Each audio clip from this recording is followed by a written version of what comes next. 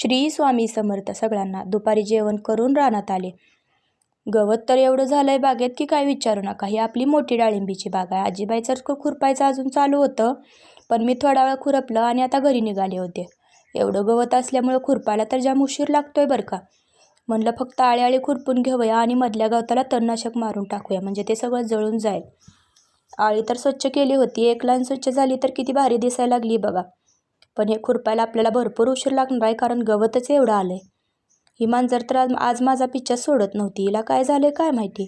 म्हटलं चल आता आपण घरी जाऊया, म्हणून आम्ही दोघी निघालो होतो घराकडं. श्लोकला आणि ओवीला पण शाळेत आणायचा वेळ झाली होती आता. म्हणलं जाता जाताच ही कपडे पण काढून नेऊया वाळलेली. इथं आपली आंब्याची बाग आहे, तिथंच कपड्याची वळण बांधली, कारण कपडे लांब चांगली सुकतात म्हणून. लिंबाच्या झाडाकडे येऊन बघितलं ना तर एवढी सगळी लिंब पडलेत बघा खाली.